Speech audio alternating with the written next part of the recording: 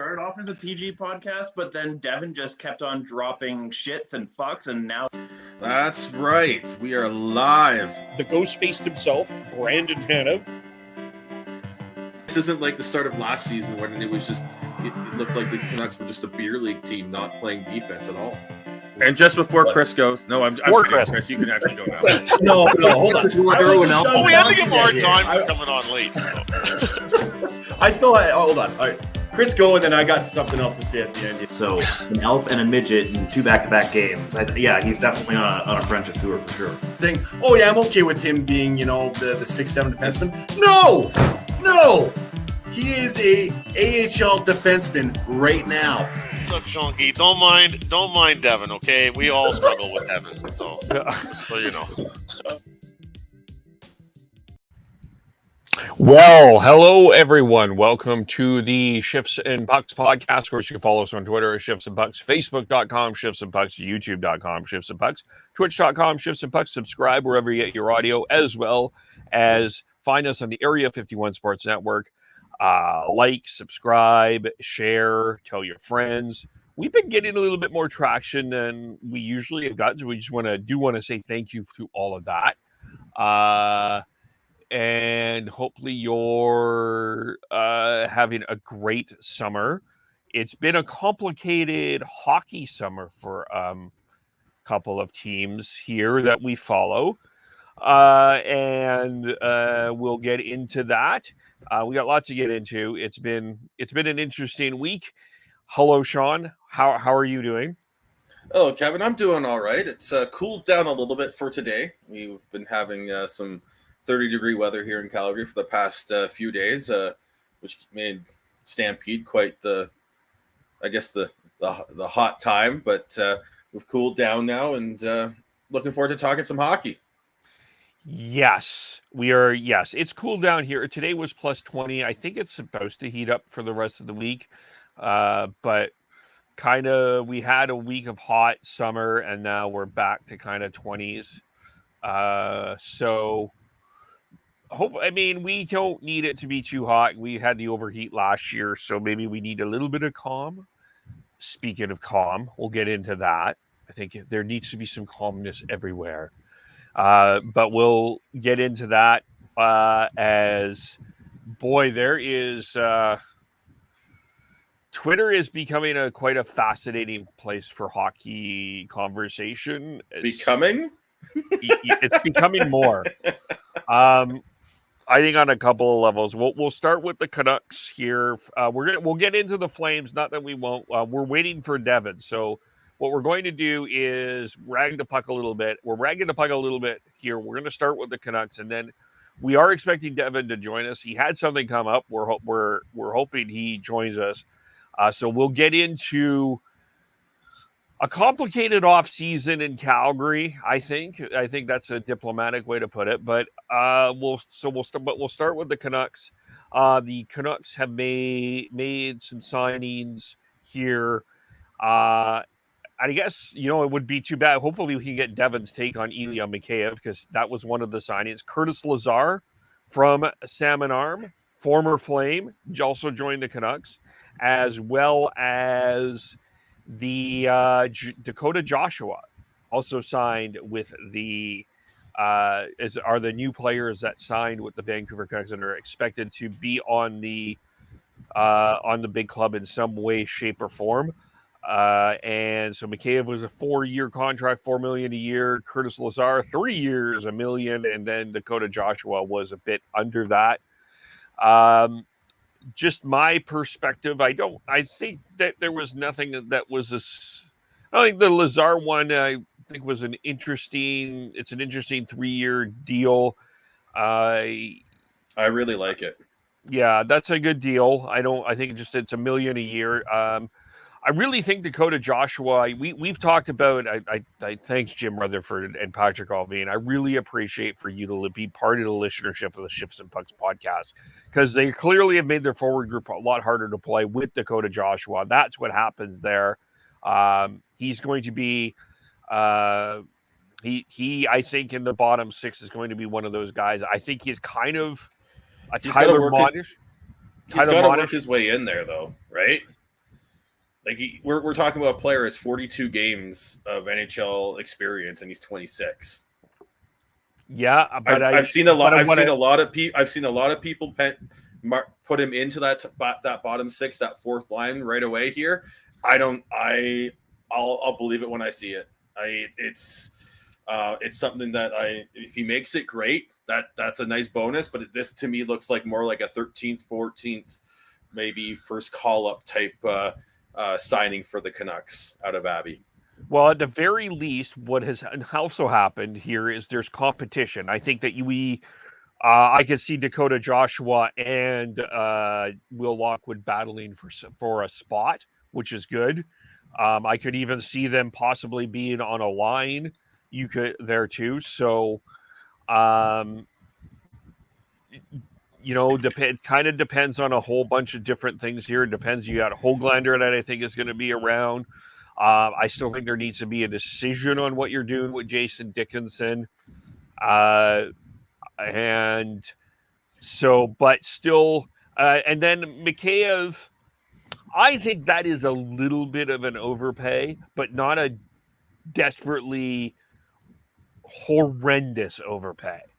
It's 4 years, $4 million. I think it was. I don't think that's what a lot of people were expecting, something within the 3. So it might be a little bit of an overpay, but he does bring some speed in the lineup. I think it's going to be interesting that the pencil in for him is top 6. Very curious about that. I think that's possible. Again, I'm just going to jump in here, Kev. Stop talking top 6, bottom 6, please. It's that, especially with this roster that the Canucks currently have, that's not the case. It's 4th line and top 9. Okay, I'm only going about what the smart people are saying, and you're saying I'm not smart? The other smart people are saying, and that there was this expectation, and I believe I heard Patrick Allvin say the idea that they signed him for a top 6 role. So there is an expectation that he's going to provide some higher end offense, and I don't know if I think he can provide that. I think he provides speed. I think he's probably an upgrade on Tanner Pearson. But I do also think it's a little bit of it's not a terrible overpay. It's not like my gosh, why are they paying this guy this much? There's other players that I'm scratching my head about in the league, but I think overall it's a bit of an overpay. It's a standard UFA overpay is what I looked at it as. If he was an RFA, he's not getting that. And yeah, it's a standard unrestricted free agent overpay. Yeah. Now I could see a line with him being on a line with Bo Horvat, and I think that he could provide some speed on that line. I think that there's a fit there. But again, I think it all depends. I could also see him on a line with, depending on how you use Curtis Lazar. Lazar was a center. I think he can play wing. I don't think his face-off skills are necessarily incredibly great, but I think he's a good right shot, but provides some versatility. Kind of a jackknife that you can put in your middle 6. Wouldn't say top 6, middle 6 if you prefer. Lazar's going to be the 4th line center. Yeah, I could see them finding someone else and maybe putting Lazar at another spot though too. I could see. I wouldn't be surprised if they find another player there.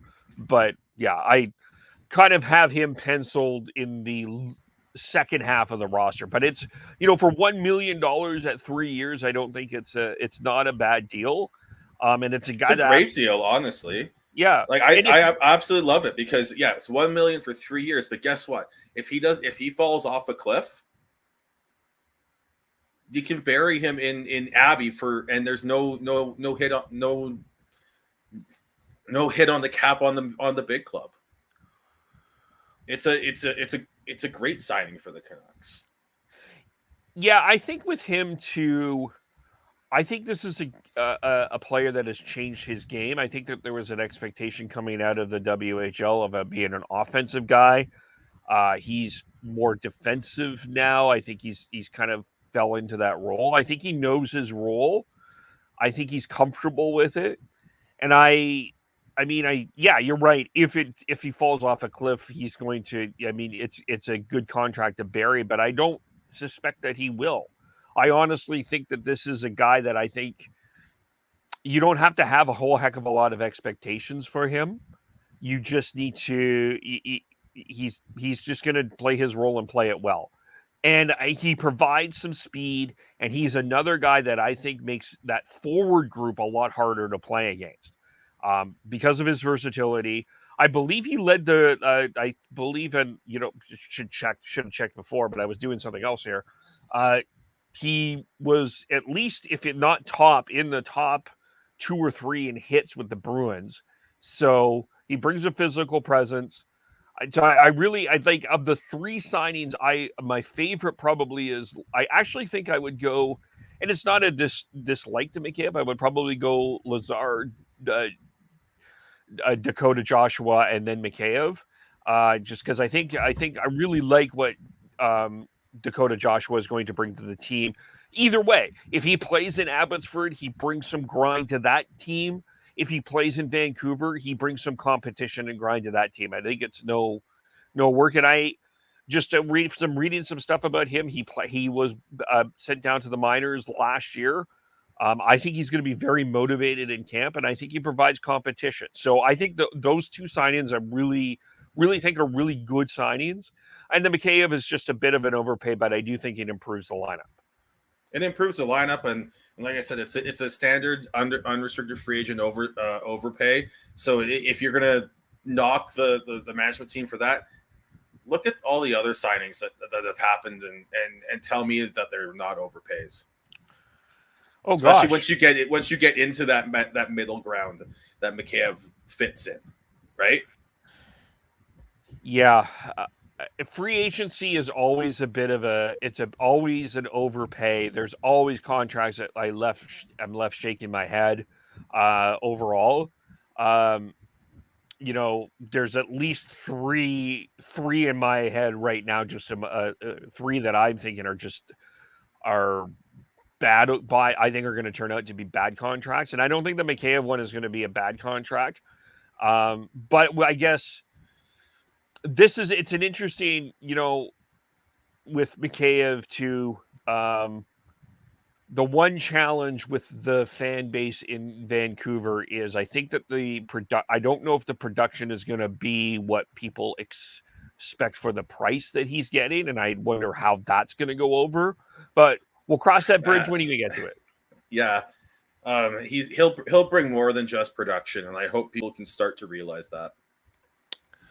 Yeah, stats are one thing. I think it's an overall. I think just watch the overall game, and the team overall needed to up their speed game. They definitely did that. They need to up their tight game. They've definitely upped that. Defense, I still think there's still quite a bit to do in this offseason. I don't think that this is over. You still got, you got the obvious big question here, but in terms of defense, I think there's lots there. That's going to be a competitive thing. Let's not forget they also signed Christian Wolanin to a 2-way deal as well. And so, it's an interesting place there. Before we get into Rutherford's comments, I do want to spend some time. I think the Mikey DiPietro situation, I think we deserve some conversation. He got passed. He got passed by Spencer Martin in the depth chart, and he's got passed by Arthur Silovs in the depth chart. Yep. And it sucks for him, especially after what he went through in the bubble season. But I think he needs a new spot, and this is part of what we're starting to figure out as a whole. When I say we, I'm talking all hockey with goaltenders, and sometimes they just may not work the way we originally think, and they have to change things up. And maybe work with a different goalie coach to figure things out, get into a different system to figure things out. Hell, look at Spencer Martin. I can vividly remember saying, "Oh, he's just AHL fodder," when they signed him or traded for him for future considerations.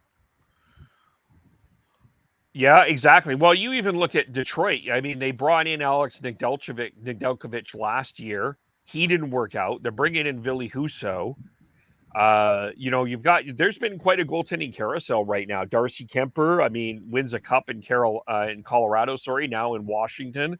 You got Matt Murray in Toronto. You got Jack Campbell in Edmonton. Ilya Samsonov in Toronto. Yes, Ilya Vitek Vanacek is in New Jersey. You've got unless you have one, there's 5-6 true number ones right now in this league, and everything else is really you need to have 2 or 3 goaltenders. And I would suggest that even those teams, the Saros, Markstroms, Demkos, Shesterkins, all of those guys, you still would want to need a reliable backup. I mean, even with Calgary, you look at, some people thought that how much Markstrom played was a factor, that maybe Markstrom was overplayed when he was playing in the playoffs. It's a fascinating position. And you also throw in there that the Canucks signed Colin Delia as a veteran backup, a veteran AHL goalie who has NHL experience. Yep. So I kind of saw this coming with DiPietro, with him getting passed by Spencer Martin in the depth chart, and then I know that Arthur Silovs is an Ian Clark guy, and I'm not sure DiPietro ever was, even though he did work with him hard. I just figured that it really felt to me that if they can find a new spot for DiPietro, they will. Yeah, and I the reason I wanted to make sure that comes in as I hope, and I'm not criticizing the Canucks for this. It's just I think that this is just a reality of the situation. But he got the COVID affected him in the sense that he wasn't able to play for over a year. And I hope he does get an opportunity wherever it is.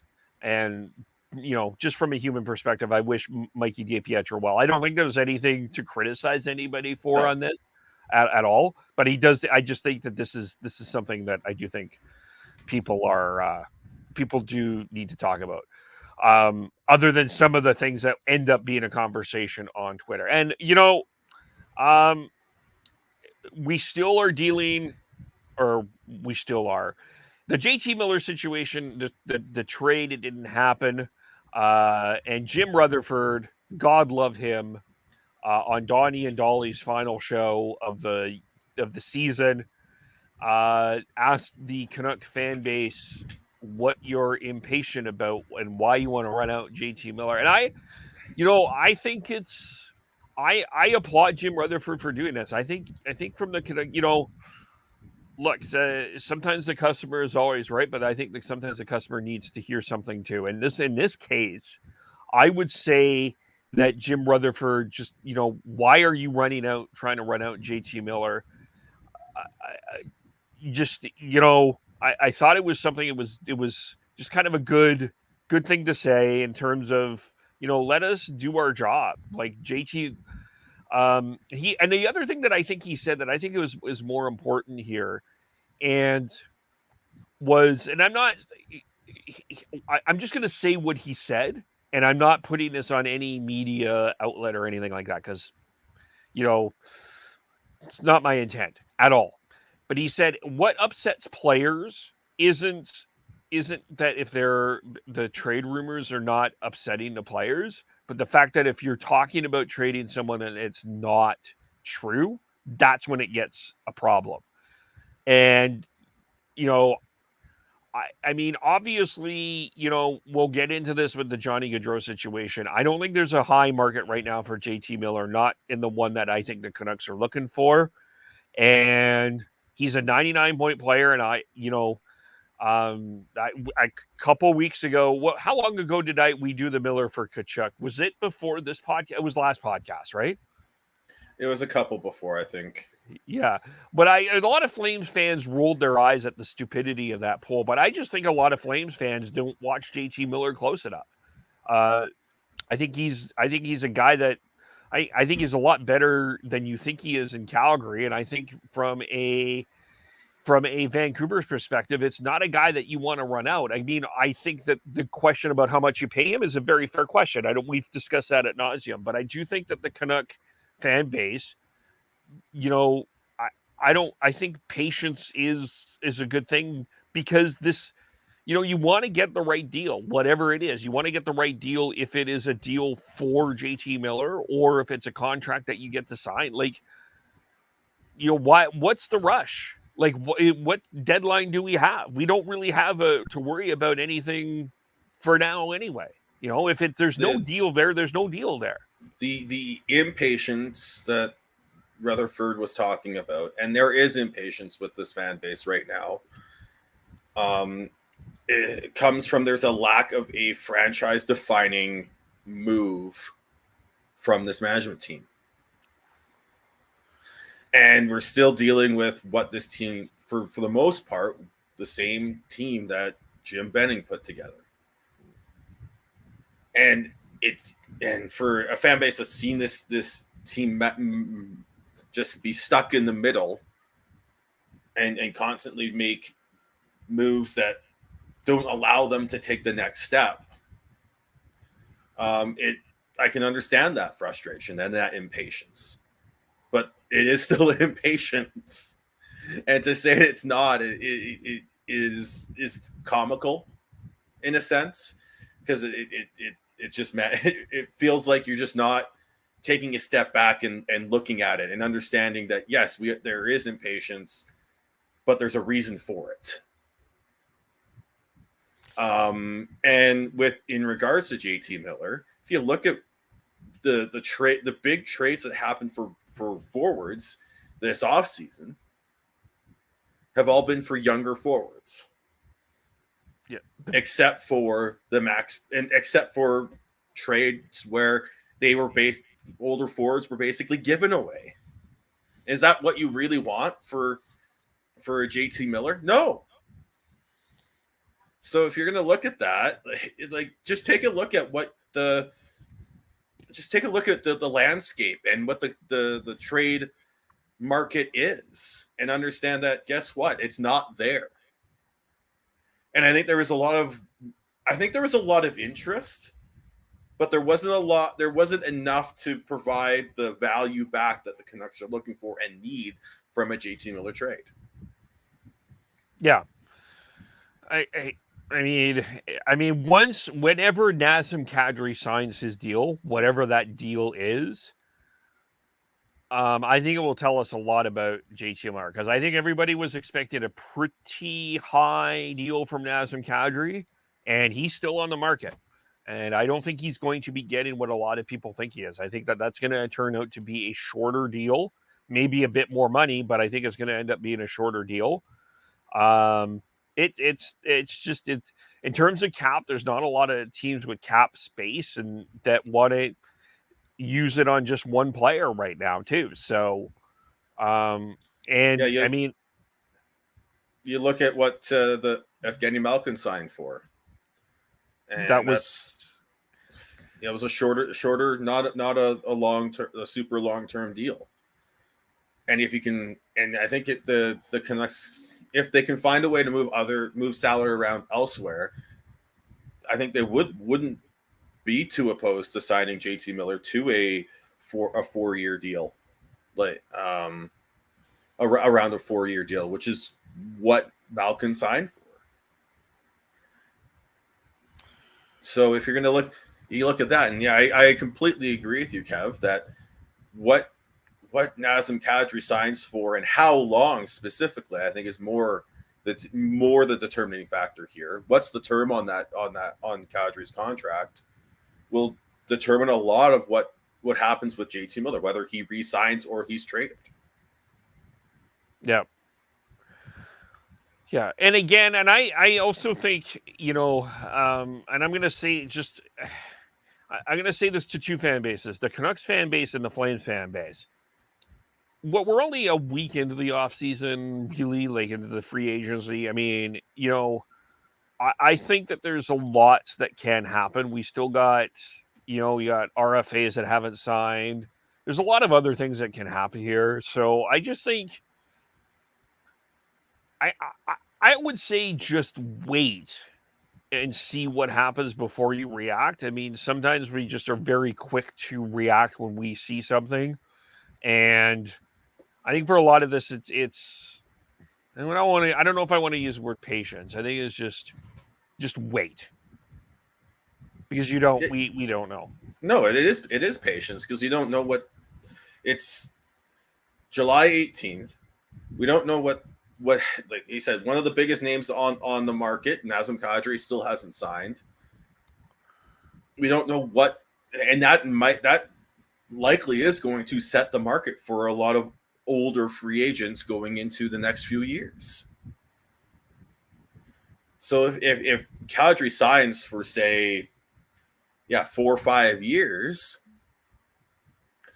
I bet you look at what I wouldn't be surprised if we see players like a JT Miller and others not be looking for those long-term, those 6, 7, 8 year deals anymore because they know they can't get that. Yeah. I agree with you. I think it will be interesting. Yeah. There's so much to still go on. Like alone like whether or not the Canucks can find a way to move out a defenseman here and rejig that blue line or trade a forward for a defenseman. Yeah, because I think there's gonna. I wouldn't be surprised if we see a week in August where we see multiple sort of, I wouldn't say blockbuster deals, but I would say they're going to be on the bigger end of things where you can rejig your roster a little bit here. Yeah, I actually think we're going to be seeing some. I think the next 6 weeks we'll be seeing a few more trades. Like you saw how Pittsburgh moved out John Marino to get Jeff Petrie. Things like, I think we'll be seeing a lot more things like that. I do think we're going to be seeing more trades, and you got the Canucks may want to get one more good defense. Like that, not that they don't have good defense, but they want to get just a higher end top 2 defenseman or top 4 defenseman. What the Canucks would ideally like to add is a top 4 right side defenseman who could push Tyler Myers and Luke Schenn down the lineup a bit if they can. The Luke Schenn debate continues because people still seem to want to just say he's not good enough to be in your top 4. Yet he was very solid in that role last year. I think if he was younger and stepping into this, there'd be a lot more willingness to keep him there. But because he's a bit on the older side, they're like, oh, he can't maintain that. And I can understand that debate and argument, but I think if they can find a way to either move out of Tyler Myers and to free up some cap space and then continue, and then build off of that and just rejig that blue line a little bit, I think it will go a long way to helping out what looks like to be an improved forward group. Well, I would say that you're not you. I would say to the Luke Schenn detractors to be careful of what you wish for. Like you look at, I've been listening a little bit to some, we'll get into what we call a teaser, but we'll talk about Columbus here shortly. But one of the things that they said about Eric Gudbranson, and I do think that's an overpay of a contract, no question about it. but they were missing an Eric Gudbranson. They missed what Eric Gudbranson provided on. They didn't have it. And I think what Luke Schenn provides that's tough to quantify. That's tough to find in this league right now. That type of right shot. Are there better? Is it possible that there are better people that do it than Luke Schenn? Possibly. Are there people that do it worse? Also, yes. So I would say just not. I wouldn't be pushing Luke Schenn out the door yet, because I do think that there's some value here. And I don't know, I don't know where the analytics folks sit on here, but I always find it fascinating because Eric Gudbranson's, some of his analytics were actually a lot better than people realize. He was put in very different situations. But I would say this, I wouldn't be pushing Luke Schenn out of the lineup yet. I think that's hard to replace. Oh, it is. And you talked about it with Dakota Joshua, Curtis Lazar, and Mikheyev as well, how they play a much tougher game. Guess what Luke Schenn brings? Yep.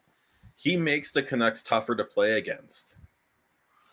And you need that. You look at how important Josh Manson was to the Colorado Avalanche. You look at how the Lightning changed how their team was built after getting swept by, guess who? Columbus a few years back. So yeah. You need that right mix, right? And if you can find that, I think the pieces are there on the blue line. They just need to find the right mix. And when you have the issue with the Canucks right now is they've got 3 left shot defensemen who they want to see in the lineup next year, because they do want to see Jack Rathbone in the lineup. And then you add that to OEL and Hughes, and they're all sort of more offensive. When they're at the best of their game, they're more offensively driven. And you need to balance that out with players like a Luke Schenn. The OEL and Myers pairing was good at times, but an adventure at times, because both of them, it felt like they both were trying to play the same role when they weren't in sync. And which is why Luke Schenn worked well with Quinn Hughes, is because Luke knew his role and allowed Quinn to play his role. And that is another thing, just on top of that too. That's what makes Luke Schenn so good is you need to find these players that do know their role. Go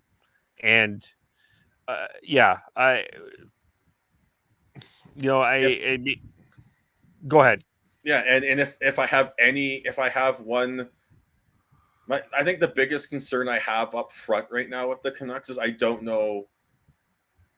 I'm struggling to see who's going to be, like, if there's players going to be pushed down, if they're going to know their role and be able to play it, because they've added Mikheyev and he's going to push players down the lineup, and is that going to work? Well, let alone if you push, because Podkolzin's a left shot guy who can play both wings. Höglander has shown that he can play both wings. We've got Kuzmenko coming in as well, right? So you technically he was signed day one of free agency. Technically, yes, yeah, that's true. So you throw all those in there, and you need to be able. Yes, you need to have competition, which is huge, but you also need to make sure that the players who don't necessarily win that competition battle for higher up in the lineup still know what their role is when they're playing lower down in the lineup. Yeah, I mean, so I guess the two names that are coming to my mind right now are Jason Dickinson and Conor Garland, and just because I don't know what one they're. Of these things is not like the other. No, I understand that, but those are two guys that I think had at times where they are alike the other is they had trouble figuring out what their role was in Vancouver. And I think that's where I'm curious. I mean, I don't know if I'm still not sure Jason Dickinson's back next year, but if he is, I could see him as, if you have Lazar as your fourth line center, I would assume Jason Dickinson is your third line center, unless they find someone else to play that role. Well, I mean, it all depends on what happens with JT Miller as well. Yeah, exactly. Because that's why I'm like, if JT Miller is on this team next year, I think they go with, I think the four centers in alphabetical order, because I don't want to get into trouble by trying to list them in any other way, is Horvat, Lazar, Miller, Pettersson. Sure. Yeah. And then you've got, ideally, if they can find a way to move out a Dickinson or a Pearson at this point, that'll help open up cap space for them to tinker around elsewhere, because they've got Lockwood coming up, and I think he's banging at the door, wanting to play every day with the big team. They brought in Dakota Joshua as well, so those guys would be good fourth liners and cheap, as opposed to right now where they would have, in my mind, the fourth line would be Pearson, Lazar, Dickinson in some way or whatever, right? In terms of setting that up there. Yeah, and then with Garland, I guess it depends on where you play him. I actually didn't mind him on the left side. I thought he was pretty effective there, but again, you've also got Kuzmenko, where could probably do the same thing. And I think one of the things that was a struggle with Garland, I think, was I don't know if he played well. I think the stats are going to prove me wrong, but I didn't feel like he played consistently with anybody. But where you put him, I think, is an interesting question. But he never really got settled in either. So, again, Conor Garland's would be in my higher end of the top six, if you prefer. I would try him. I would try a Horvat, Mikheyev, Garland line, and then throw Podkolzin with Pettersson and Besser. And then maybe, and then I don't know. I'm assuming JT Miller's gone, and then wherever you put Miller, I think Miller starts the season with the Canucks. You look at the market that is out there for forwards. I don't see teams looking to trade assets for a JT Miller, the right assets for a JT Miller in this offseason. I think that'll be more of an in-season trade. And I just hope that Rutherford and Alvin and that management group has, for a lack of a better term, the stones to make sure that they set a deadline within the season to say to JT Miller, you sign or we trade you.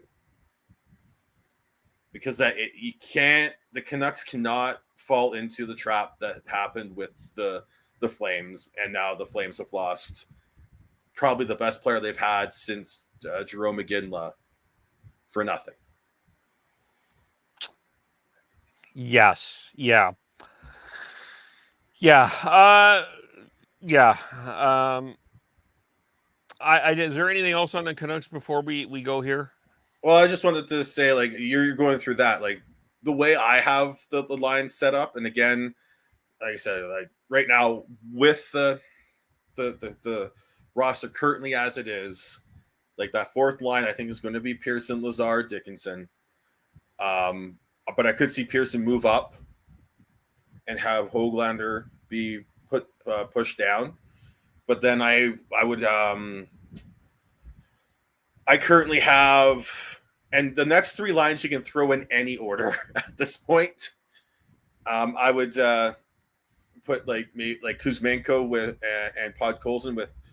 You can throw either Miller or Horvat down the middle there, as well as Mikheyev and Garland working together as a pair, a winger pair, and having Horvat and Miller there.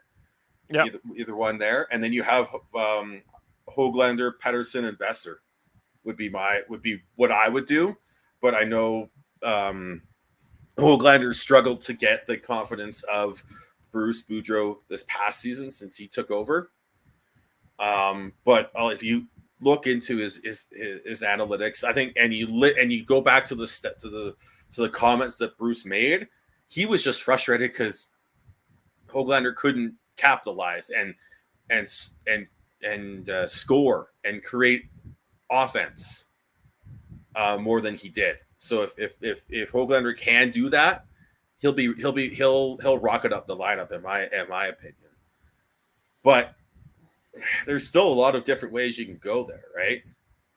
And that's what's nice about this the way this forward group could be built is there's competition and you're gonna have to work your ass off and make sure that you're producing to stay up in the lineup.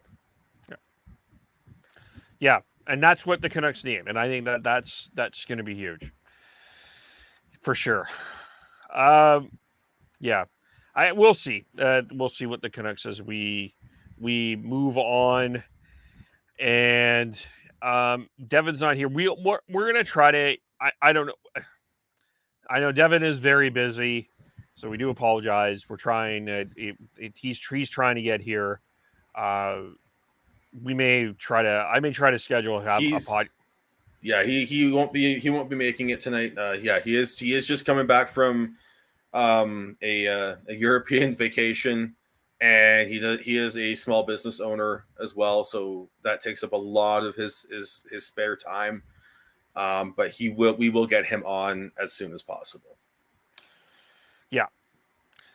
Fair enough. Okay. So let's switch to Calgary. It was the big story of the week, and it's involved Johnny Gaudreau. We had the conversation. You can look back. We had the conversation around what happens if Johnny Gaudreau leaves. We kind of, if you listened, we prepared you a little bit for Johnny Gaudreau leaving. And he did leave. And we had the sad press conference. Tree Living's press conference. And as free agency went on, I think people were expecting either it be New Jersey or Philly or the Islanders. And then all of a sudden a team snuck in and then there was the Columbus Blue Jackets. And lo and behold, Johnny Gaudreau signs with the Columbus Blue Jackets. What the fuck was going on? Everyone was thinking here. How in the hell? Why are you going to Columbus? What is so awesome about Columbus? Did you know, by the way, and I'm going to say this right off the bat, Sean, I think a lot of people owe the city of Columbus a huge apology for the way that they were talked about. There was a lot of shit coming out from people that knew nothing about Columbus. They are a thriving tech industry, considered one of the best. If you're in tech in the States, it is right now one of the best cities to go to. Right now, their income is like, in terms of income, it's really good, and the cost of living is really great in Columbus right now.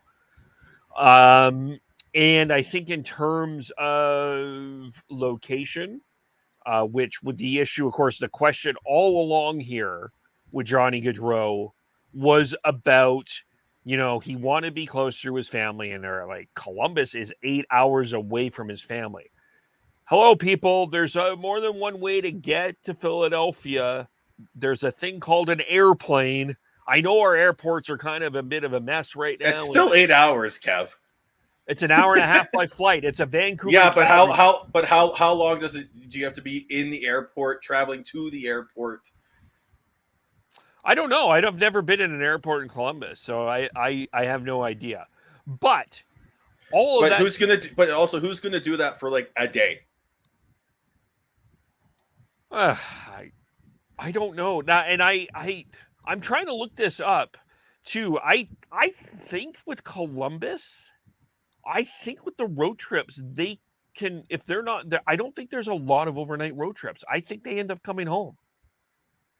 I think after that too, but I can't prove that to be certain. Anyway, it's a better city than a lot of people realized. I think it was just. I think a lot of it though, Kev, was just like, yeah, as you started out with it, it was okay. He wants to be closer to home, which means New Jersey, Philly, Islanders, Rangers in that area. And then all of a sudden, out of left field comes Columbus, and you're like, what the fuck? And I think it was, and then, again, I think you just look on social media, and it's just these instant reactions where it's not well thought out in terms of, and you say something that may not, like, is probably a bit overboard, if not a lot overboard, in terms of what you're trying to say, more than anything else. Yeah. Well, I've heard someone I can't remember where I heard it from, but someone, and it really resonated with me in terms of what social media is it's taken away the our ability to think before saying something, because we have the ability to just blurt it out before we can even like process it. Yeah. Well, I guess in terms of there's a lot to unpack here. Okay, so from my perspective here, Johnny Gaudreau did what he thought was best for his family, and I don't think I could fault anybody for that. Anybody would be in any situation. I don't think there's nothing wrong with that. I think that the issue here with Johnny specifically, that if I do agree with what Elliot Friedman says. I think if he started off and just said a little bit earlier, you know what? I think it's time for me to move on. I think that would have helped the Flames, and it would have helped a lot of other teams, and I think it would have made this an easier situation. And I think it just became, and I think with Johnny, I also think that it was a very tough decision, and I think I truly honestly believe he grappled with this until Elliot Friedman tweeted that out. Like, I really do. And I even think, I wonder if in some ways he even questioned it after. But it sounded like, from my understanding, or from what my read of the situation is the door was unfortunately closed, and he needed to move on. I just think from Johnny's situation, I think if he could have done it again, I think he could have, if he decided, let's make this decision earlier, I think that this would have been better for everybody. Yeah, there's just an earlier decision, so that and communicate it better. I think those are the two things that he could have controlled better. And if he had, it wouldn't have come out this. It wouldn't have felt this baffling. That being said, like, we need to talk. I feel like we need to talk about how just sports in general here. How do we, when you're selling sports and a team and players and all that, you're trying to sell emotional investment. Because if you're selling emotional investment, you're going to be able to sell time, and the time and money that people need to sit down and watch sports. And when you have an emotional investment in a team and a player, and they up and leave the way Johnny did, you're going to feel jilted. And you have to find a way to process that healthily and not lash out. And this is coming from someone who struggles with that daily. And it's, you look at everything that happened here. And as long as you're not like making it personal or making it so vitriol about it to a point where you're just you've lost the plot of it, and you can't take a step back and talk out the way you did there, Kev, about how this is more than just what team he's playing on. It's also where's his wife living, what's she doing in that place. They're starting a family. They're expecting here. Where do they want to set down roots and let their kids grow up? And as a Calgarian, I still think in Alberta there's a lot of things that are kind of crazy right now, and I can understand why people are moving out. I still think it's a great place, but I can understand why people are going to move out, want to move out as well. And especially for someone like Johnny, who I think closer to home in his mind. That's such a very broad and wide and vague just phrase. Maybe he wanted to be more on the eastern side of things, on the southern side of the border there. Just make it a little bit easier for the travel for his family. Yeah, I think that the one thing that I think happened in this conversation, and there's some things that I want to be carefully bring up Eric Francis here, because I think there is some stuff that he got criticized for that I don't think was fair, and I think there's other stuff that I thought maybe was not his interview on Sportsnet 650. I think was taken completely and utterly out of context.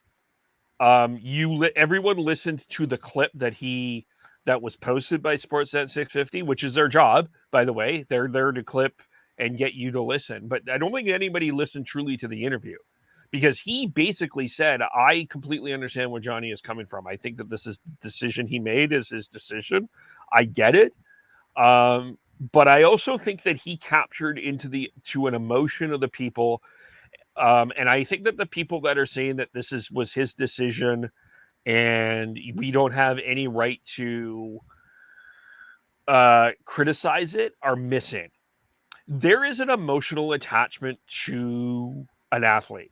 There could be a kid out there that have grown up all of their life, 6, 7, 8 years of their life, and have idolized Johnny Gaudreau, that just had their heart broken that their favorite player has left their team and went to the Columbus Blue Jackets.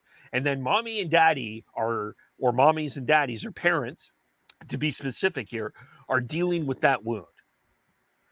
There's so much the emotion in all of this, I think, is completely and utterly valid, and it's not wrong to be angry at what happened. I'm not encouraging people to burn jerseys. That's ridiculous, or anything like that. But I do think that the emotion attached to the type of person that Johnny was. I mean, it was Johnny's mom and dad became a big thing. His family became a big thing. Johnny's not malicious in any way, shape, or form. But I think what happened, I think the anger and the sadness and the frustration out of all of this, I think is completely and utterly valid, and we should not be dismissing it. And I do think one of Eric Francis's strengths that I think that a lot of people miss is the fact that he knows this city. He knows the city of Calgary so well. And he knows there are specific fans that he knows that he speaks for. And that may not be you, but he speaks for a certain amount of fans, and he knows a hell of a lot and he has an ability to get to that emotion that I think that I'll say it as an envy for a lot of people that are doing this in this industry. I know that a lot of people don't like him, and I totally get it, but he has an ability that a lot of people are missing. And I don't necessarily think that his comments in Sportsnet 650 were wrong. I think he was speaking for a portion of the Flames fan base that felt jilted and felt betrayed. Yeah, and as Dylan puts out here, with unrestricted free agency, a guy can a player can make any reason that they want to sign anywhere they want. Yeah, that's fair. You're right. But as we're just talking about here, there's the emotional investment that we put in as fans. And if you're gonna, and if you feel jilted because of how a player left, it's tough to get over. Let's look at Ryan Kessler with the Canucks. He got booed mercifully every time he touched the puck, and when he came back, he was one of the most integral parts of that 2011 run. And had he not left the way he did, he'd probably still be a very well thought of Canuck. But that ruins it for a lot of people. Yeah.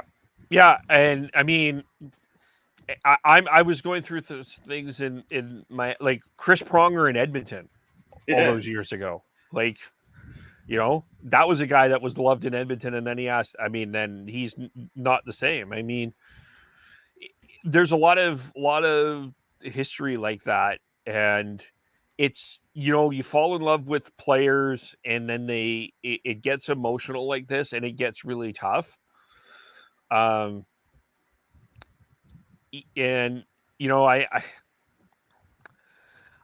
I just think if Johnny Gaudreau was more clear how he communicated, and maybe, like, let's throw it in here.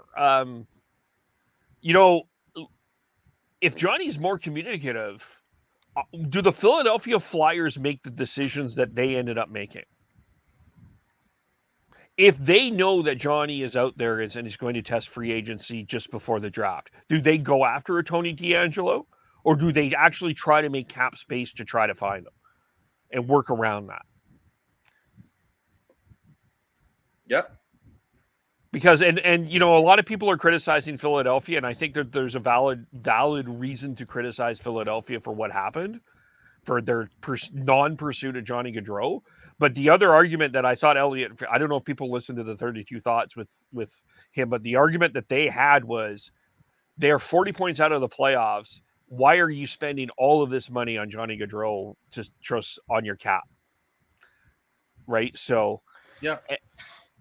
And Jersey and the Islanders and all of those other, I think a lot of other decisions are made a lot differently if Johnny Gaudreau says that earlier. And you know what? He didn't know, and that's him. And he seems like a very long time thinking type of person. And look, and that's it. And as far as Columbus goes, I think there's a lot of young prospects there that I think people are going to be intrigued by. I wonder if we see Cole Sillinger and they're playing with Johnny Gaudreau a little bit during the season, not necessarily up the top. Kent Johnson's going to be a good player. They drafted a couple of really good, if they've got some good young players there. Are they close to it being a contender? Not this year. I think they're a long way away. But I think it creates a bit of a stir in the market. It clearly has. And I just want to say kudos to the CBC and Fox news reporters for joining in and having some fun with the lower. That was great. That was Andrew Brown was also the guy who signed off a newscast saying, remember, you can do anything you want unless Conor McDavid wants it more. Yeah, that's right. He did say that. Yeah, he did say that. I heard about that. But, I think that this makes Columbus make some decisions in their lineup. Listening to the Artillery podcast, they seem pretty confident that Boone Jenner can be a center between Johnny Gaudreau and Patrick Laine. I'm curious about that. I don't see Boone Jenner as a top number one center in this league. I think that you would probably try to find something else. They intend to keep on Patrick Laine, and and they think their goaltending, as far as their goaltending goes, they think Merzlikins had an understandably rough year. But they think he can rebound. So we'll see. I think we'll see. I don't think that Columbus is a long way from everything, but I think, getting Johnny Gaudreau improves them. I think that they still have a lot of work to do if they're wanting. They got lots. They got a lot of work to do.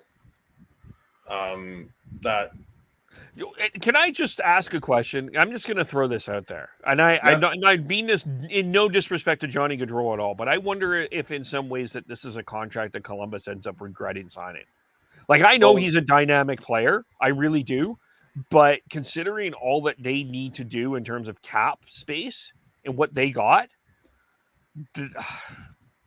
it's tough for me to sit here. It's tough for me to sit here and say that Johnny improves that team enough to get into the playoffs. He's going to be 29 when the season starts. How long is he going to be actually worth 9.75? That's the big question.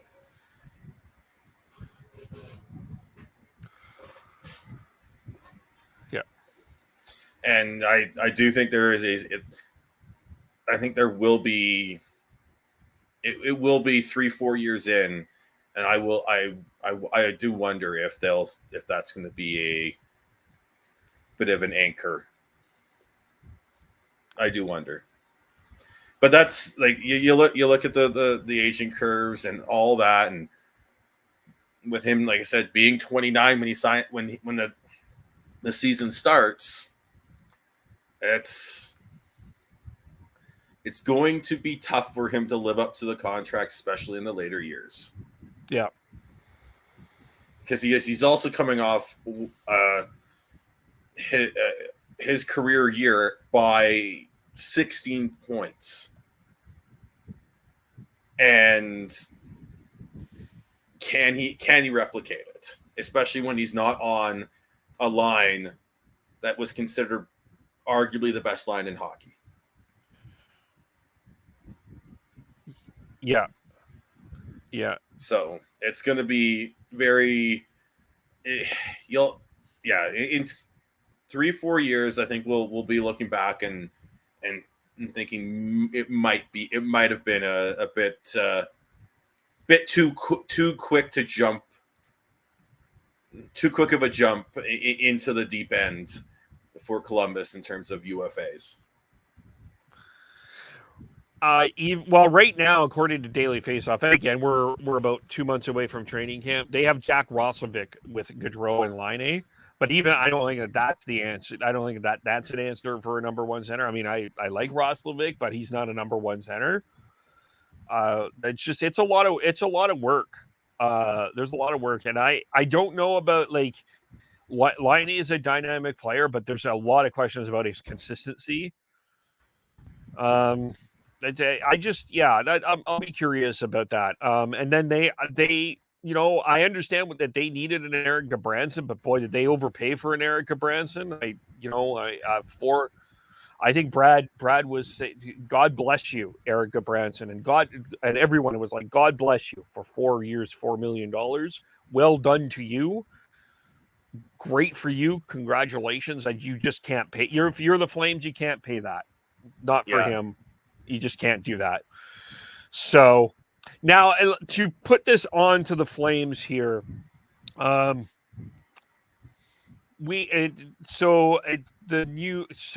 get through the news here. So filing for salary arbitration was Andre Mangiapane, and as well as Matthew Phillips and Oliver Shillington. Mangiapane, through his agent, spoke to Eric Francis and said that they are looking for something long-term.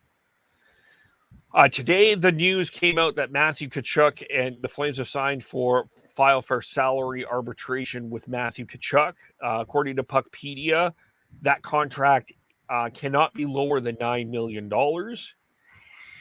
Well, no, if they get to arbitration, the Flames' offer for arbitration can't be below the qualifying offer, which is $9 million.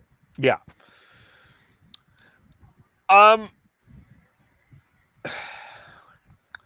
So there was this is the interesting debate with Matthew is, a lot of people after Johnny signed said, okay, let's get Matthew signed. Let's get this captaincy on him. Let's get this done. This is my perspective on this. I am not comfortable giving Matthew Tkachuk an 8-year contract. I know he's younger. I know that he probably fits a lot of your rules in terms of a guy that you can give. I just don't know if I don't see the captain material in Matthew Tkachuk. I don't see this guy that I don't see this guy that can take the Flames through a thick of a battle. I know he got 100 points. I know that he's a unicorn in a lot of ways, and I'm not disputing the guy's talent. I'm just not convinced that this is an 8-year, $70 million player that I want on my team long term. I mean, and maybe I'm a complete idiot, but from what I think I look back at that Oilers series and I watched what happened between him and Evander Kane, and I'm like, you can tell me all he wants that he's going to eventually get it and figure it out. I'm not convinced at this point that I would give it, if this, I'm getting a little bit hesitant about giving anybody 8 years, but I'd be a lot more comfortable with a shorter term contract with Matthew Tkachuk, maybe 2, 3, 4 years. Let's see where he develops, and then we go from there. But tossing 8 years at Matthew Tkachuk, offering him a C, I'm sorry, I'm just not comfortable with that. Yeah, I did see the idea of, if to get him to sign you guarantee him the C, and if you have to do that to get him signed, he's not captain material, flat out. I agree with you, Kev. I think it is. Yeah, he does. Age wise, he does fit in the age. He is in the age range that I would be more comfortable giving 8-year deals to. But the way we're also talking about a guy who, again, also had a massive career year that is 27 points above his career high. That's a huge jump. Is he actually worth it? Worth an 8-year deal, and if you're going to pay 8 years for him, you're going to have to put up a lot of money. Is he worth that? Because if he's not, and you've locked yourself into 8 years, that becomes a deal that's tough to trade and tough to move on from. And in today's day and age in the NHL, where you have especially in the next couple of years, where it's still a flat cap, but when you've got a hard cap system, you need to have that flexibility. So anyone that you're signing long term, you have to hope that they're going to be good for the majority of that contract, at least worth it or close to it, if not outperforming it. And I don't know if Tkachuk is a player that's going to do that, especially if he has the extra added weight of adding the captaincy to him, as a lot of people were wanting him to be that way. And with this lineup, with this group of, and it's a veteran laden group. You got Tanev in there, Lindholm, Backlund, Coleman, Toffoli, Lucic. Really, you're going to toss a C on Tkachuk? Really? I mean, you're not tossing a C on Lucic. No, of course not. But if let me just say this. I would throw it on Backlund for a short term more than I would throw it on Tkachuk, and see if you can, especially if you can get Tkachuk signed to, say, a 4-year deal. You throw the C on Backlund and say, you still need to earn it, Matthew. You have made strides in terms of your maturity, but you still fell back into your old ways at times, and it doesn't but it doesn't show well. And we need you to lead. We need you to be a more mature leader.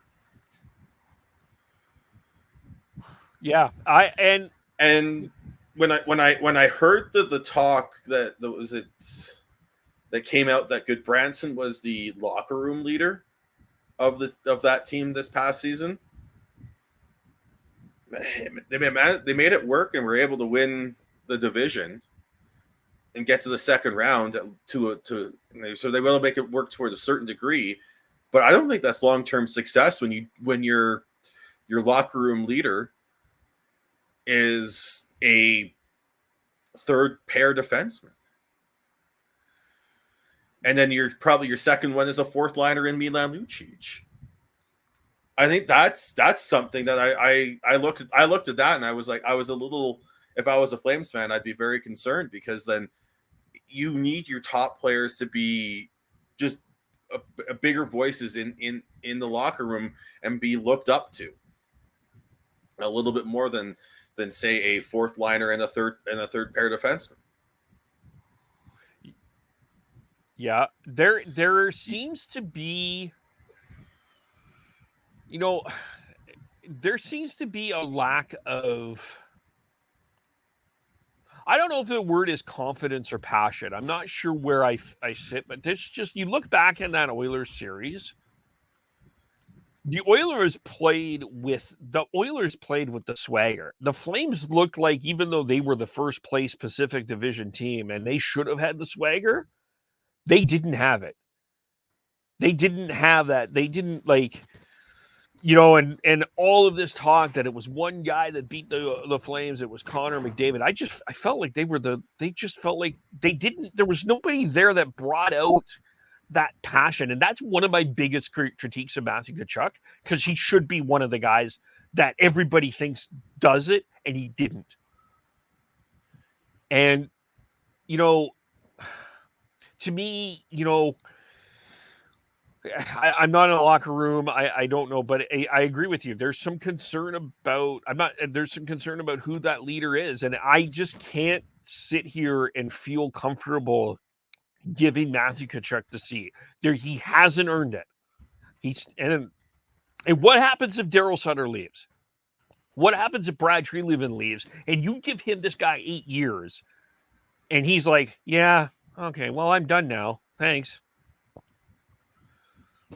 Is that what you want? Nope. It's something that I'm not comfortable with. And I don't know where I'm at. I don't know what I don't think the trade market's that easy right now for Matthew Tkachuk. So I think going into next year, I think right now you begin with him. But yeah, I think he's got a lot to prove. And even if I was another team and I'm looking at Matthew Tkachuk and I'm seeing $9 million, right now I'm very hesitant to give Matthew Tkachuk $9 million a year. I'd be willing to do it if it's a 2 to 3 year deal. Let's figure it out, but especially if you can have the move, if you have the cap space, but not on the long term deal. Yeah, that's where I'm at.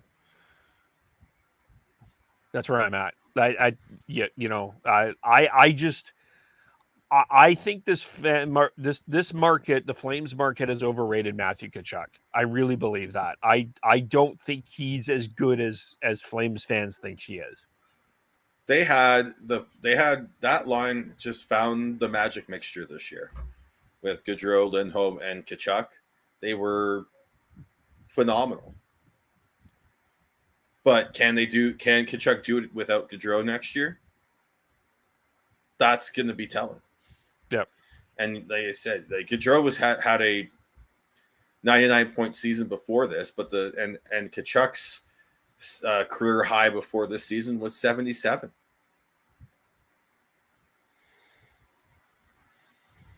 So, yep. And even if you would talk about the shorter season last year, he still wasn't a point per game player. This is the first time he has been a point per game player or better in the NHL. Yeah. Yeah, I'm not comfortable giving him that money. I like that long. I'm just not. I'm sorry. Well, I shouldn't be sorry, but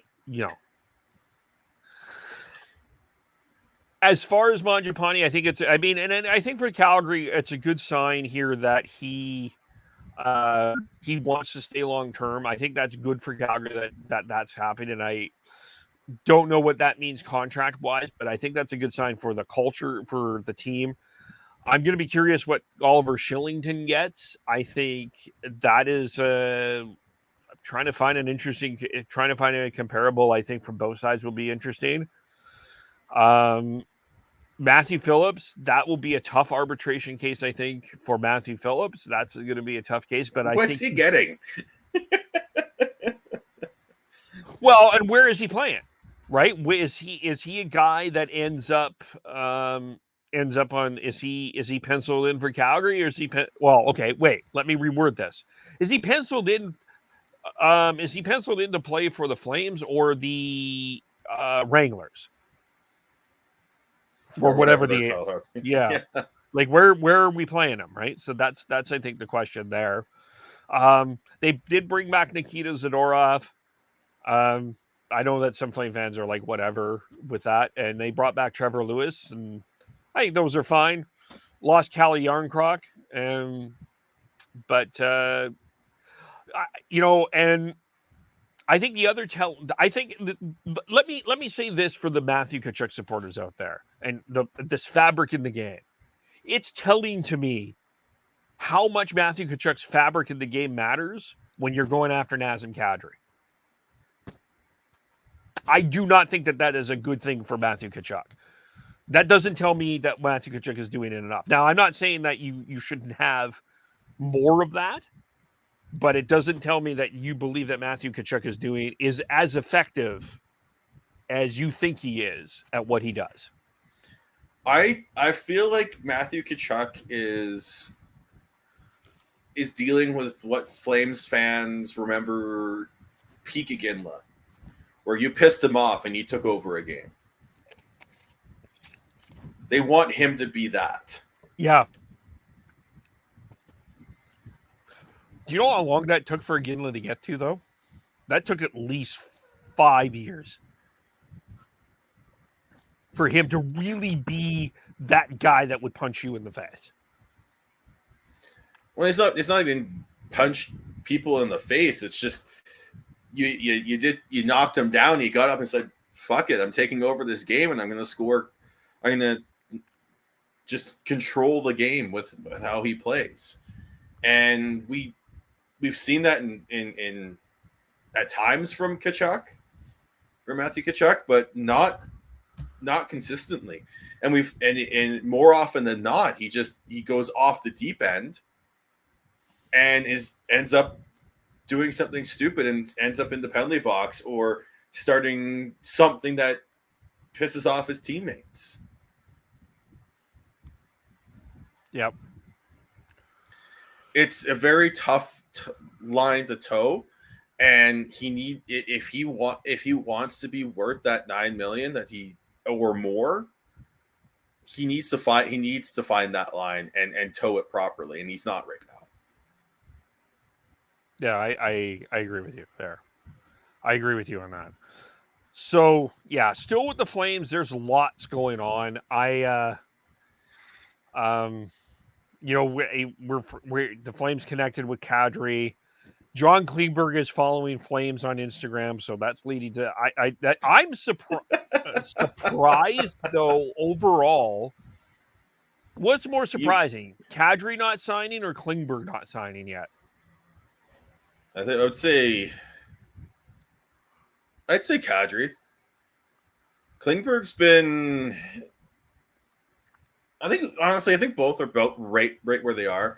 How long has Klingberg been following the Flames though on Instagram? I think is what it was. Has it been since the playoffs where he was public enemy number 1? I don't think Klingberg's interesting. I think he's a better fit than Kadri is for the Flames. If they can get both, that would be great. I don't know if you can, but yeah, I would love to get I would love to see Klingberg in Calgary. I really would. I think he fits so many boxes. Well, he's a puck. He can be a puck mover. He's shown he can play with grit. He is. Yeah, he'd be able to be a better power play quarterback than what the Flames currently have. In my opinion. Yeah. You know who's the big one that I'm surprised hasn't signed yet is Nino Niederreiter. Yeah. That is an interesting one. And I think the Flames, I would think the Flames would be in on that one, should be in on that one too. I know I was reading Flames Nation and they put him as a target. That's an interesting one. Yeah, maybe. Well, now that Johnny's gone, there's a spot opened up in the top 6 on the left side there. So yeah, I wouldn't be surprised if they go there. But yeah, I see Klingberg as a better fit, and especially if they do want to go long-term contract, I'd be willing to give him that contract more than I would Nazem Kadri. Talk about a player who has had a career year and way above his career average. 87 points in 71 games when his career high before this was 61. Yeah. Yeah, it's an interesting. Those three are very like Kadri, Klingberg, Niederreiter. It's interesting that they haven't signed yet, but it's tough with cap space right now. What they're looking for, I just don't think they're going to get what they want yet. I think Niederreiter is going to come in a lot lower than people would expect, and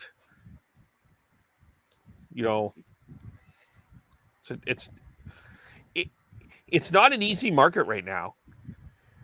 Well, it's you look at most of the teams that are going to be looking to compete next year are already capped out. Then a lot of the teams, and then even if the teams aren't capped out right now, like the Flames, they still have Tkachuk, Mangiapane, Shillington to sign that are RFAs. They're going to take up a significant amount of their cap space. Yep. And other teams who you thought were going to have more cap space at this point have made big moves. Ottawa comes to mind there.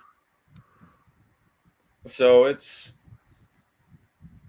very I did not see us being almost a week out from the opening of free agency and not having Nazem Kadri signed. I did not see that happening. No, I didn't either. I don't think if you had Matthias Janmark signing before Nazem Kadri in free agency, congratulations to you.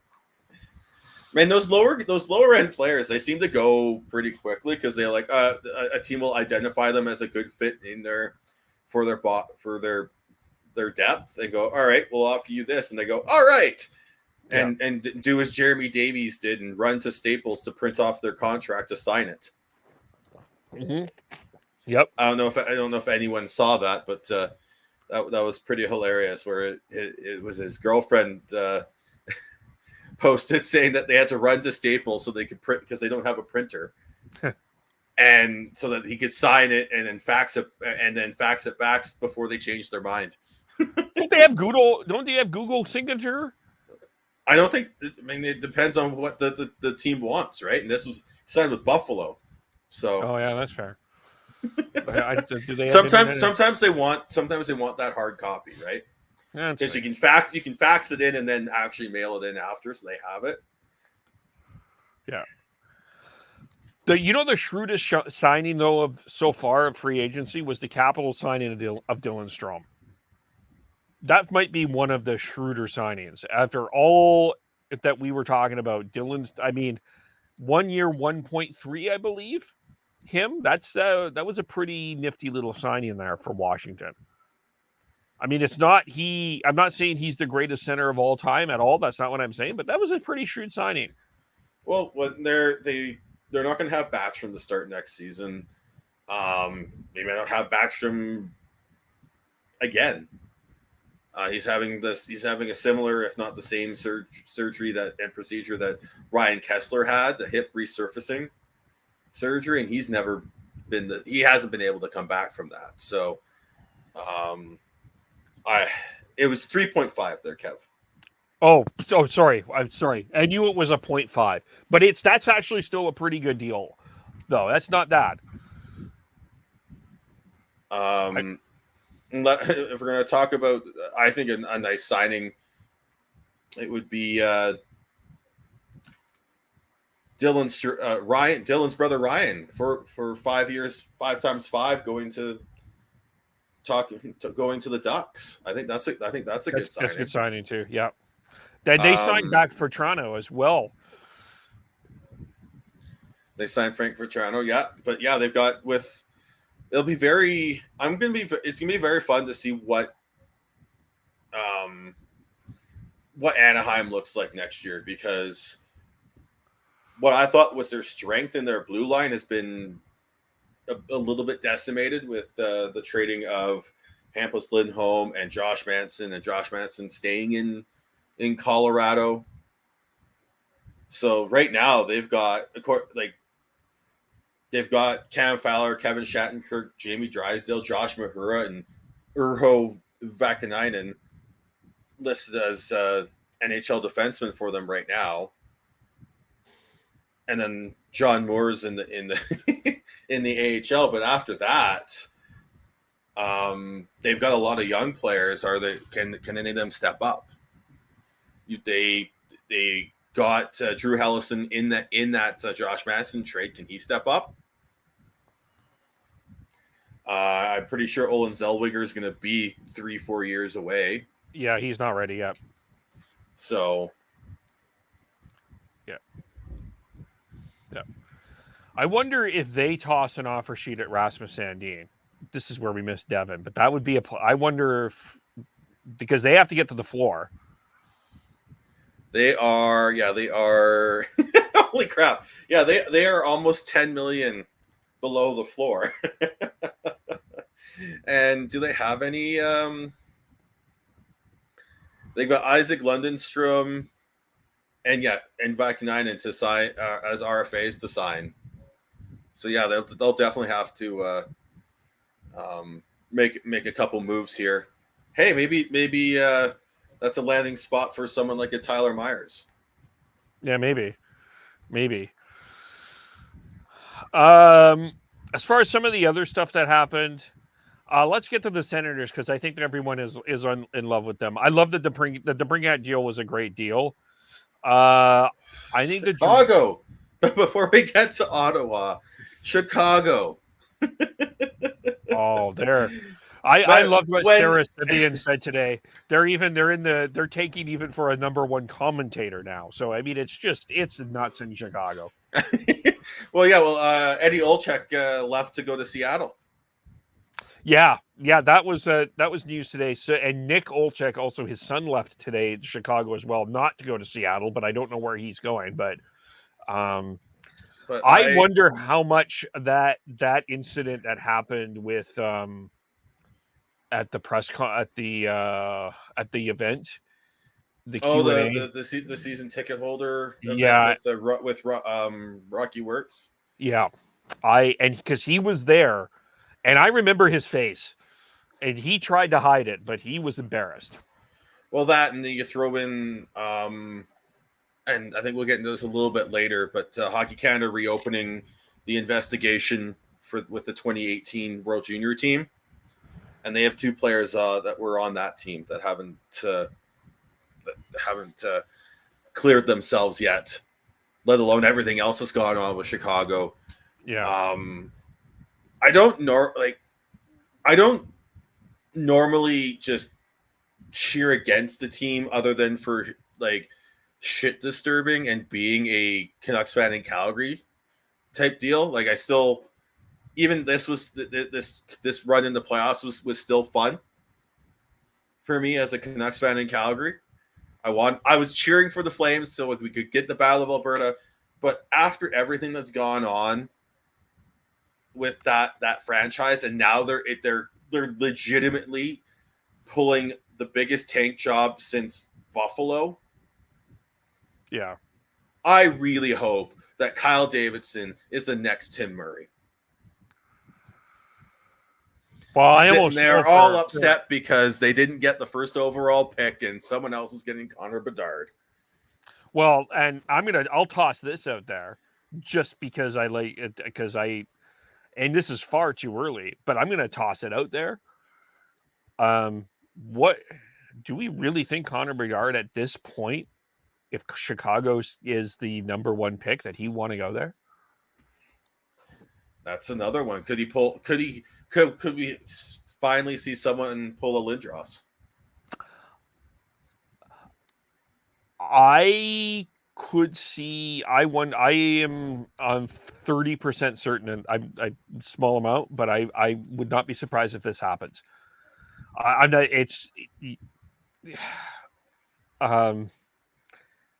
He knows who he is. He's a star. He has expectations in Regina. I wouldn't be surprised if Connor Bedard. One of my bold predictions for the WHL, just as we're way tangenting here, wouldn't be surprised if Connor Bedard is traded to Kamloops before the trade deadline, or a West. Oh yeah.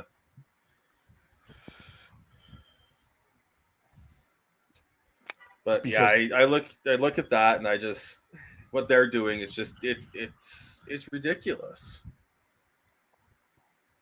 Yeah. And like how long till Patrick Kane gets traded because he wants out?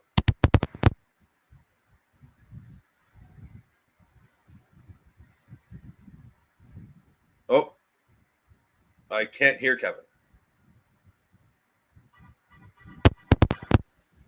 Oh, maybe now?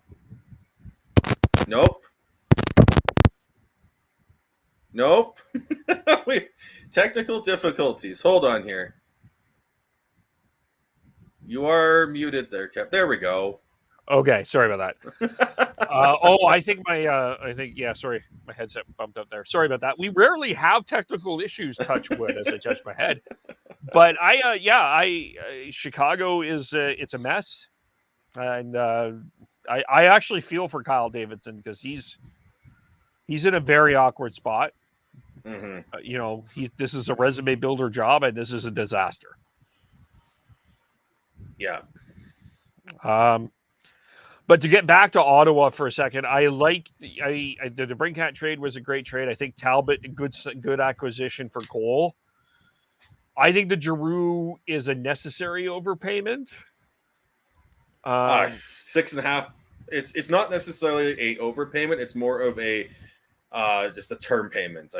He's 34 and you're signing him for 3 years. That's it's going to be yeah, but he might be the veteran that they need. Yeah. They still need to rework that blue line. Yeah, that's my biggest. That's still a big issue here for me. They got Shabbat. Jake Sanderson's coming up, but how good of a rookie season is he going to have? I still expect him to be a very good NHL defenseman throughout his career, but how good of a rookie season can he have? And then after that, you got Nikita Zaitsev, he's basically a bottom pair defenseman at this point in his career. Travis Halmanek. Arten Zub's okay. Eric Branstrom's has not turned into the player that they wanted him to be. So yeah, that blue line still needs a lot of work. Yeah. If the Flames are going through a rebuild, you know who would be a good player in Ottawa? Chris Tanev. Well, yeah, Chris Tanev would be a very good player in 32 teams. Yes, he would. Of course he would. But But for where the Ottawa defense is at, Chris Tanev will be a fantastic ad there. Yeah, he would be. Detroit is interesting because everybody is loving what Detroit did, and I got to be honest with you, I'm not there. I think that was an overpayment for Andrew Kopp. It was an overpayment for Ben Sherratt. Oh, that's a massive overpayment for that Ben was a Sherratt. mess.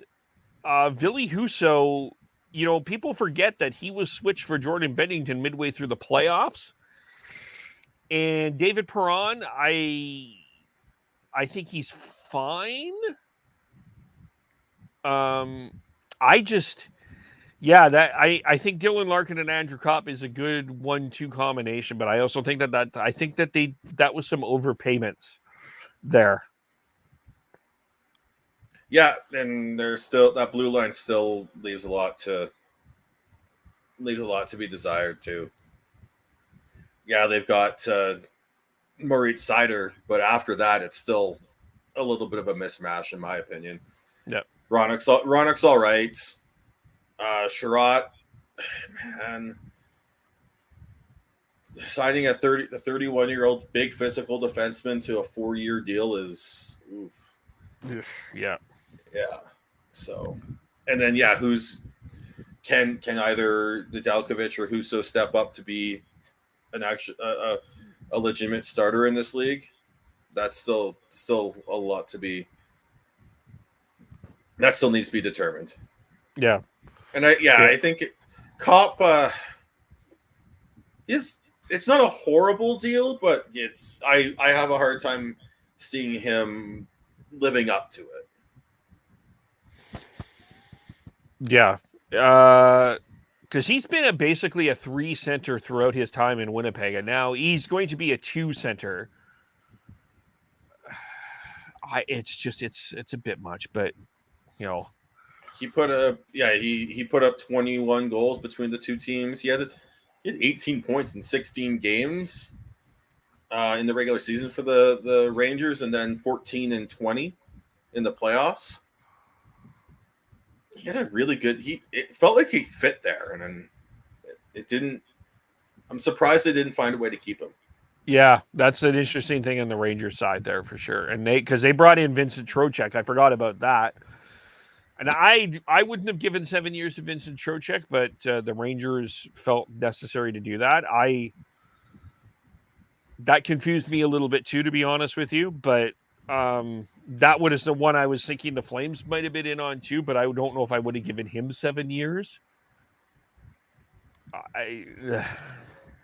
But I think he lives out there. He also lives out in the East. He lives in Pittsburgh right now, so he probably wouldn't have come out this way either. But out to your end of the woods anyway. So, and the Oilers signed Jack Campbell, and this one feels like a very necessary. It sounds like a necessary overpayment. In some ways, but I also think that the Oilers are going to regret this. I understand why they did it. They needed a goalie. I totally get it. But he's injury prone. He's consistency prone. And I'm sure he's a wonderful. I mean, he's going to be. He will be wonderful, and Zach Hyman loves him. But I don't know how much the Oilers have truly improved their goaltending. Yeah, I'm the same way. I'm not sure that I'm to me it looks like they're basically it's a saw-off because Mike Smith had a hell of a regular season for him last year, and I don't see Jack Campbell being a significant improvement on him this upcoming season. And they're dealing with another injury-prone goalie. Yep. Yeah, I do like the Janmark signing. That's a good signing. I think they got Brett Kulak at a good deal, but the Campbell one I'm not. That was the one I'd scratch. Oilers fans are gonna love Soupy, but for his personality. But I'm not sure that he's I'm not sure he's the goaltender that can take them to the next level, especially when he is playing behind the blue line that the Oilers currently have. Yep. And then the Penguins got Petrie. I guess when you have Sidney Crosby and Evgeny Malkin, you might as well just go for it, and the collapse will come after Crosby retires. But right now, you just go for it.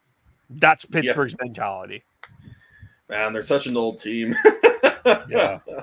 Especially when you look at their stars. They've got, Crosby 34, Malkin 35. Hell, Jake Getzel's 27. Zucker and Rust are both 30. Carter's 37. Petrie 34. Letang 35. They signed 31-year-old Jan Ruda. Yeah. And then you still is Tristan Jarry and Casey DeSmith the right tandem for in net for them? Where did the Baker go? The Baker left. Did he go to? Oh, he went to New York. He went to New York. He was asking about spicy pork. Yeah. Yeah, he went to New York there. So, another guy that I'm surprised hasn't signed yet is Evan Rodriguez. Right shot can play both center and wing. Yeah. He hasn't been signed yet. But yeah, it's with Pittsburgh. Yeah, you're going with Crosby and Malkin and Letang until the wheels fall off. Yeah. Yep. Just run it in. And also, I do want to get back, just backtrack a little bit to the Flames talk and how the leadership is something that I think they need to really take a look at here. If you look at the cup winners since the cap was instituted, there's really only one team that won with a captain who was essentially a bottom half of the lineup player.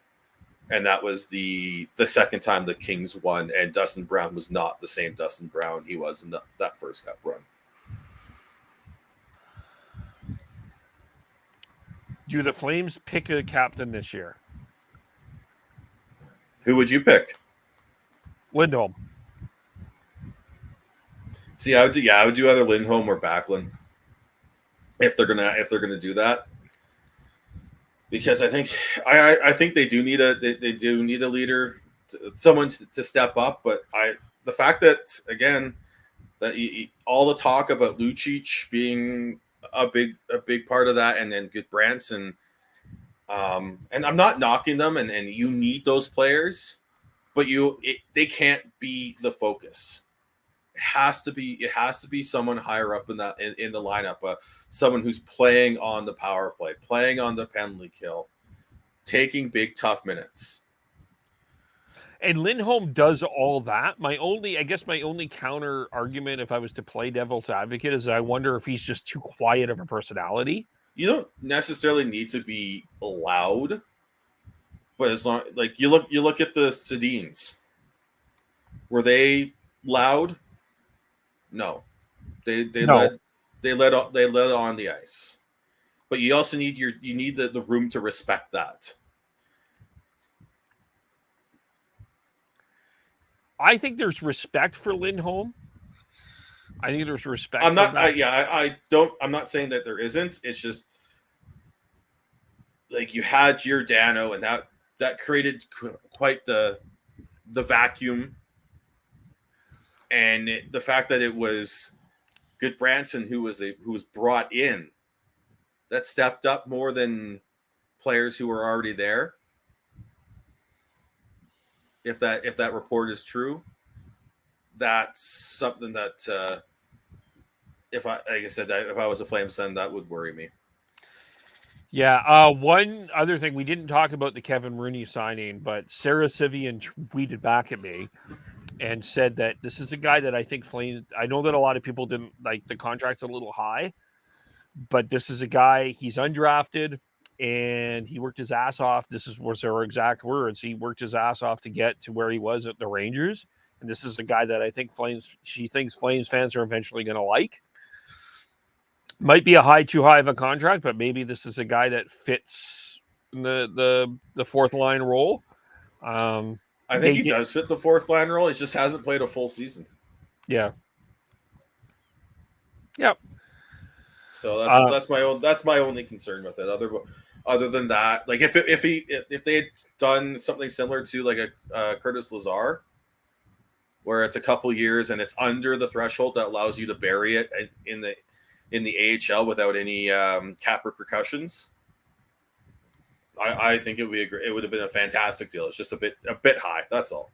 Yeah, I think the one difference is Lazar is from Salmon Arm, which makes that easier for him. Yeah, I'm coming closer to home, and Rooney is an American, and I think maybe that's a tougher negotiation, but I'm not there.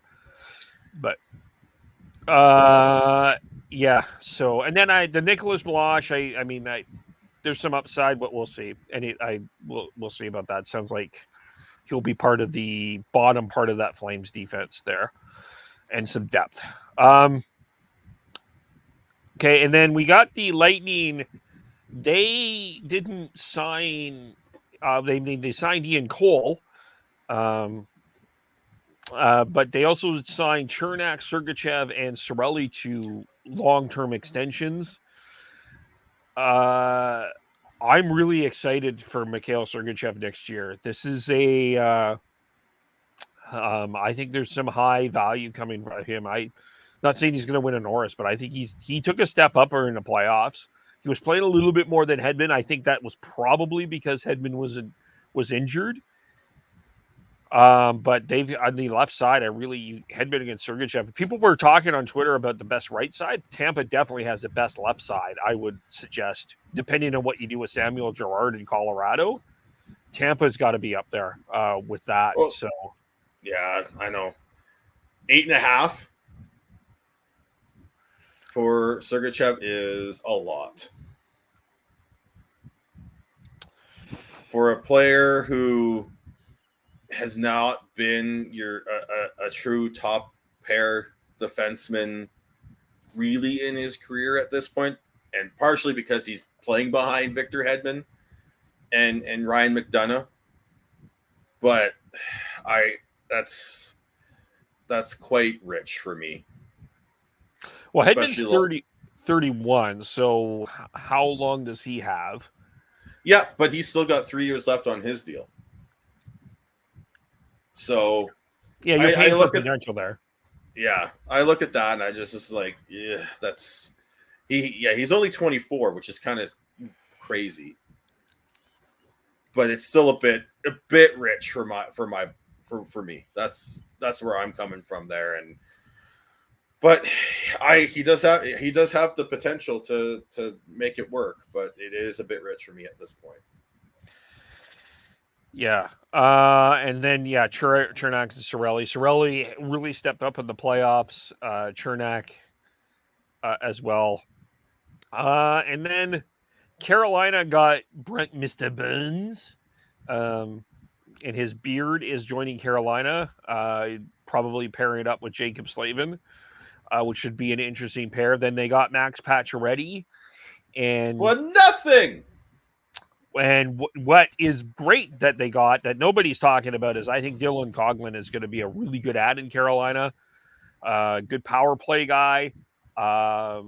He's not going to be on the power play though. He'll eventually be.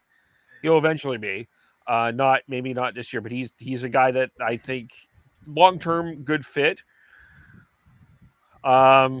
It's tough to argue. I guess the two big losers here, you have to say Calgary is a loser because a loser in terms of, or because they lose the best player. When you lose the best player on the market, you're in that column. Philadelphia, I think the way that they ended up handling things, they're there, but Vegas, who traded Max Pacioretty for Nick Suzuki, Thomas Tatar, and a couple of picks, and now they got nothing. and that is such a. They don't. You know, there was conversation. Someone was talking here about Vegas being a favorite in the Pacific. I'm sorry, they're not a favorite. No. Who's stopping the puck? Who there is seriously going to stop a puck there? Robin Leonard's not the Robin Leonard of old. Laurent Brossoit has turned into a bit of an injury-prone goalie as well. Logan Thompson played well, but can he step up and and take that next step is very. I'm not sold on that yet. And then they're old. Yeah, they're really old, and they're slow. Yeah, they've got Eichel, but yeah, I don't see them being a favorite in the Pacific. I think it's going to be, honestly, right now, I think that the two favorites are going to be Edmonton and LA.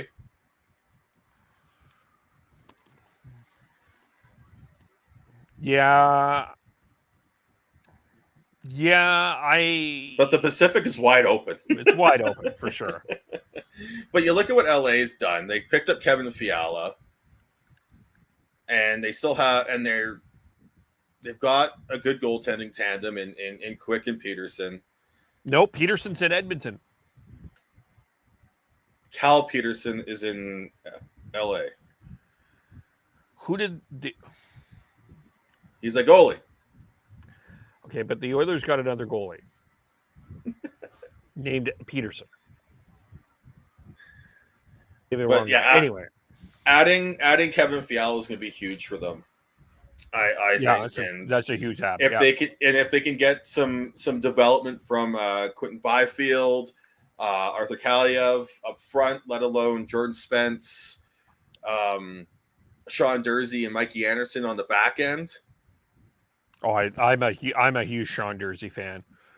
So, and then they've got Brant Clark coming up as well, potentially, and Hal Grans as well. They've got some players, and that was my.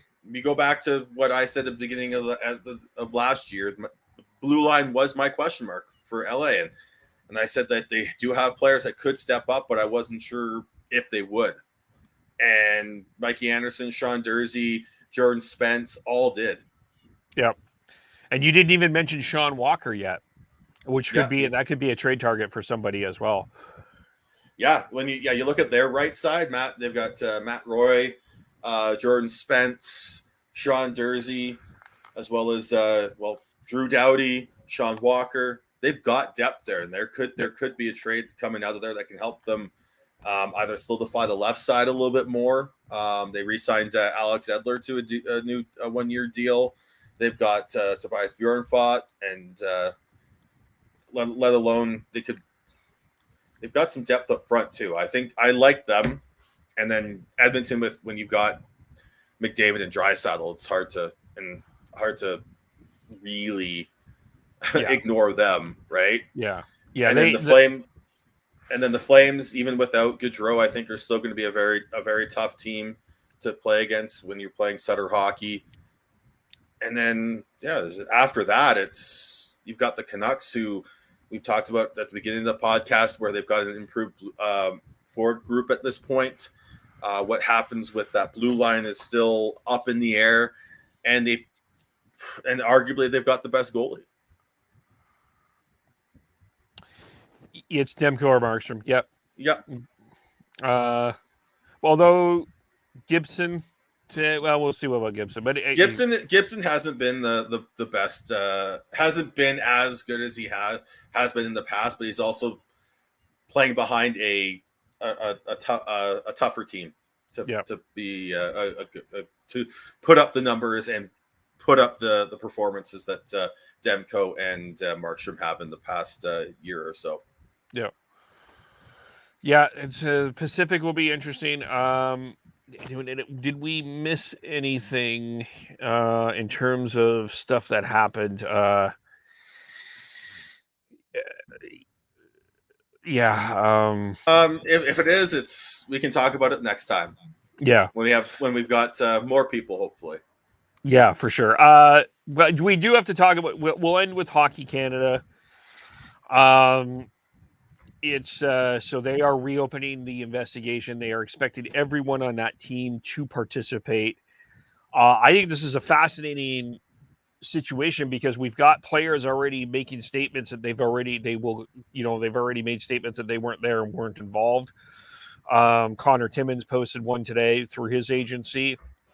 I would seriously recommend that people listen to the Steve Dangle podcast with Adam Wilde and Steve Dangle and Jesse.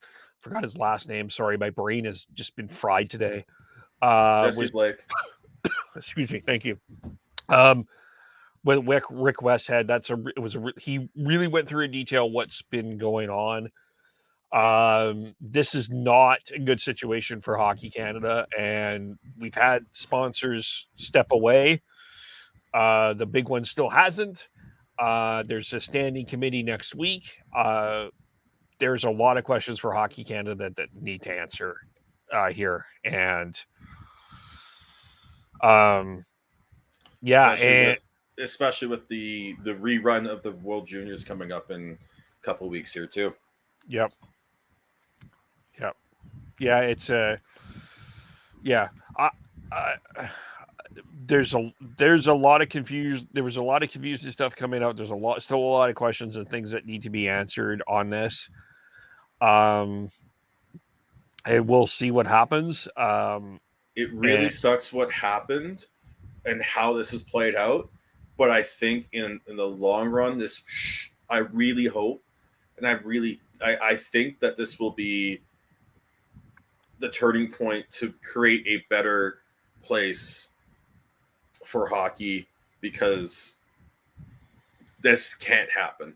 And I think this is going to take away the stigma of we protect our own. No, we want to be more open, and we want to make sure that hockey is for everyone, and that's not just a saying. Yeah. That will continue. That will be, and especially with the World Juniors. You're right. The World Juniors coming up on August the 9th. Just a couple weeks away. Jeez, hockey is really getting year round, eh? Man. And now Ivan Olenka is coming up here pretty quick too. Yeah. So this I think it's important that this still remains part of our focus. So I would really recommend you listen to that Steve Dangle podcast. From yesterday. It's a good conversation. It's only a half hour, so not going to make a lot of your.